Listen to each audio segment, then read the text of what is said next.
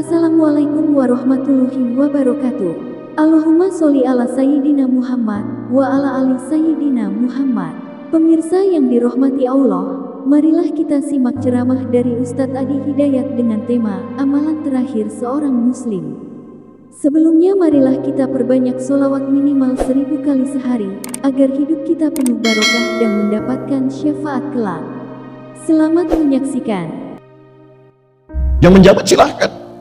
Bapak di wali kota, ada di RW, di RT, Anda nggak akan ditanya berapa banyak yang telah dikumpulkan dari pangkat dan jabatan. Pertanyaan pertamanya, berapa amanah Allah yang telah engkau berhasil selesaikan? Kenal Allah nggak? Harta juga begitu. Jadi ketika Allah titipkan, menatanya begini, menatanya.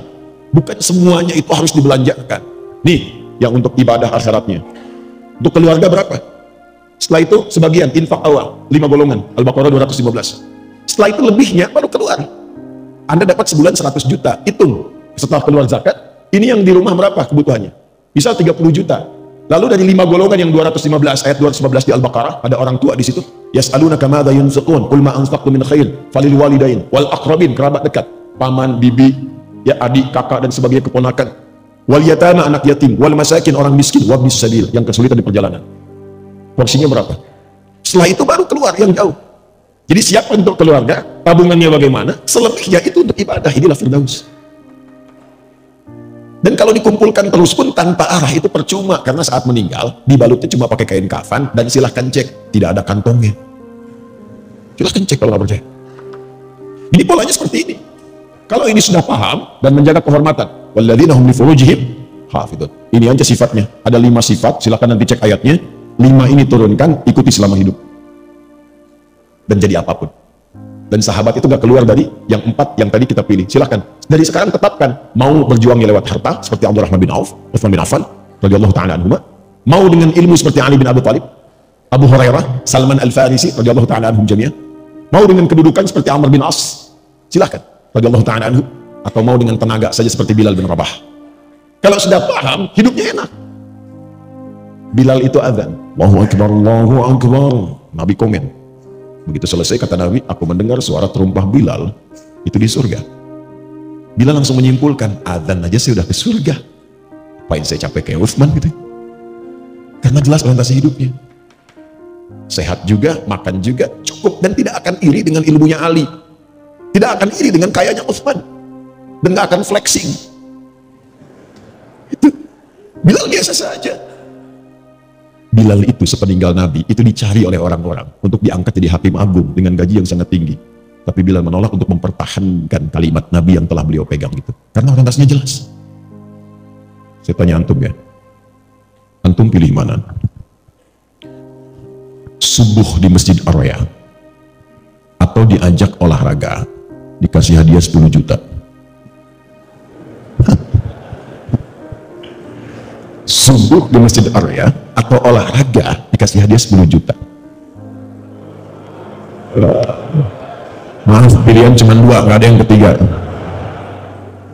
Itu memang nggak mudah. Tapi kalau kita paham orientasi hidup, bukankah 2 rakaat sunnahnya saja sudah lebih daripada dunia dan seisinya? Itu kalau punya orientasi. Kalau nggak jelas, nggak punya pedoman, susah memilihnya. Itu yang menyebabkan ada orang cuma menjadi penjaga toko kok bisa meninggalkan Jumat, bisa nggak sholat, apa yang mau dicari, dan meninggal juga. Itu yang menyebabkan kita mesti jelas orientasi. Nah, oleh karena itu orang Islam itu kalau disebut muslim, dia dalam bangun tidur, baru bangun tidur itu dia sudah punya rencana. Ini saya petakan dengan cepat ya. Kita bangun tidur baca doanya bagaimana? Alhamdulillahilladzi ahyana ba'dama amatana wa ilaihin. Baik, hadisnya riwayat Mu'adz bin Jabal dan Jundub bin Junadah. Di Al-Bukhari kita temukan. Fokus. Tapi tidak semua yang baca itu paham maksudnya. Alhamdulillahilladzi ahyana. Ya Allah, terima kasih. Segenap ucapan syukur hamba ucapkan syukur kepadamu yang telah memberi kesempatan hidup sampai detik ini. Dan diberikan kesempatan hidup ba'dama amatana, setelah tadi diwafatkan sementara. Tapi kalau bahasa bebasnya begini, kalau kita ngaji tahu isinya, itu bahasanya begini, ya Allah, bila pun ajal hamba tiba saat tidur tadi, bisa engkau langsung wafatkan, tapi engkau memberikan kesempatan hamba hidup kembali sampai ajal tiba. Wa ilaihin nusyur, maka hamba berjanji tidak akan menyia-nyiakan kesempatan hidup sekarang. Hamba akan cari bekal untuk pulang menghadap kepadamu. Itu kalimatnya. Karena itulah ketika bangun dipanggillah oleh Allah. Dalam sholat pertama kita menghadap. Kenapa menghadap? Kita minta bimbingan taufik dari Allah supaya nggak salah langkah. Maka disebutlah kemudian sholat dengan subuh. Sifatnya disebut dengan fajar. Apa itu subuh? Dari kata asbah. Asbah itu sesuatu yang siap dengan rencana. Wasubhi idza tanaffas. Quran surah At-Takwir ayat ke-18. Wasubhi idza tanaffas. Dan demi waktu subuh kalau sudah tiba, kita mesti punya rencana yang jelas berdasarkan nafas yang kita lalui. Makanya matahari pun mulai memancar, tumbuhan mengeluarkan oksigen, semua manfaat.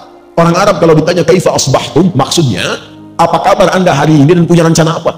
Jadi jangan sampai ada orang Islam bangun dari tidur, dia nggak jelas jam 7 apa yang mau dia lakukan, jam 8 apa yang mau dia kerjakan, jam 9 akan ada di mana, duhur, anda mau sholat di mana? Berapa ayat yang sekarang akan dibaca hari ini? Berapa infak yang mau dikeluarkan hari ini? Artinya pengen firdaus, baca Quran aja nggak sempat.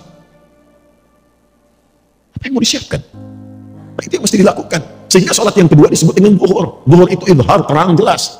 Udah jelas belum hasilnya dari subuh sampai siang ini dengan rencana tadi? Kalau belum jelas, hati-hati, nanti rugi. Muncul waktu asar. Asar kan identik dengan kerugian. Wal asr, innal insana lafi khusr. Kalau nggak disiapkan dengan rencana amal soleh, nggak sabar menjalaninya, bisa rugi. Karena tahu-tahu maghrib aja. Dan isya. Ada isya, ada asya. Asya itu sibuk beraktivitas. Kalau jatuh jadi kasrah, selesai aktivitas dan selesai tertidur. Kita tidak tahu apakah malam itu yang mengantarkan kita pada gerbang kehidupan akhirat. Nah ini setiap hari itu tertata. Nanti dari situ dibuat kepakanan. Makanya tawaf 7 kali. Ini bukan utak-atik, ini nyambung semua nasabnya dan terkorelasi. Setelah itu bulanan. Makanya kita itu ada bimbingan harian, bimbingan pekanan dalam Jumat, bimbingan dalam bulanan, sampai tahunan puncaknya haji, bertemu semua untuk saling mengenal. Nanti setiap ganti tahun itu kita evaluasi.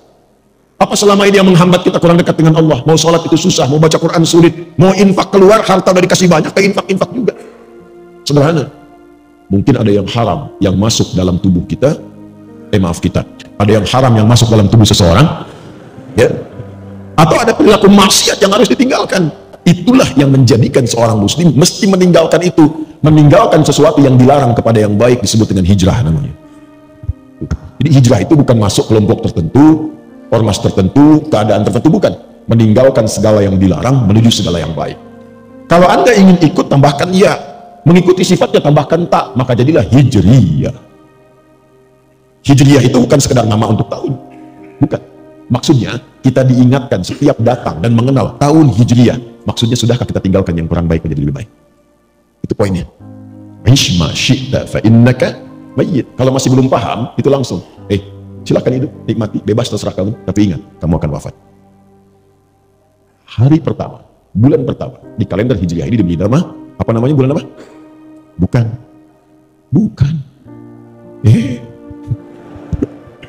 Saya tanya apa? Muharram? Bukan. Bukan Muharram. Yang tepat itu Al-Muharram. Ya, Al-Muharram.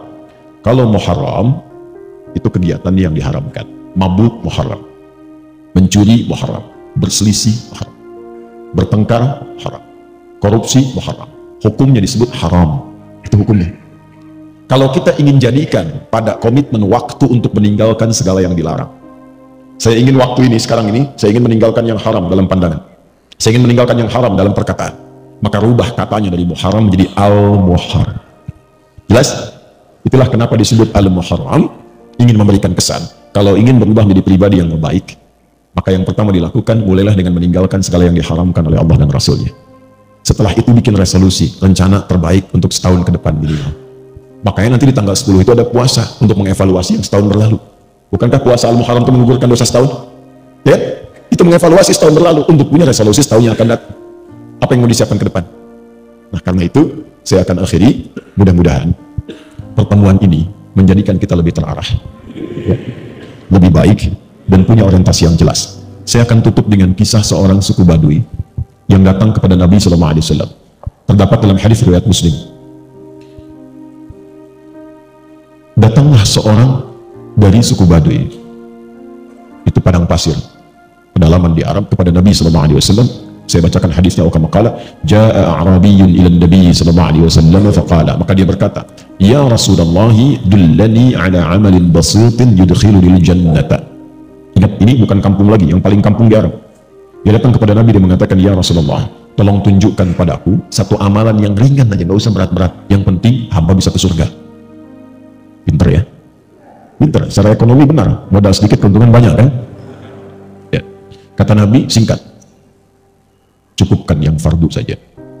Kalau engkau ingin sholat, cukup fardu, kecuali engkau ingin tambah dengan sunnah. Puasa yang fardu saja, Ramadan. Kalau engkau ingin tambah, sunnah. Harta kalau ada, yang fardu saja zakat.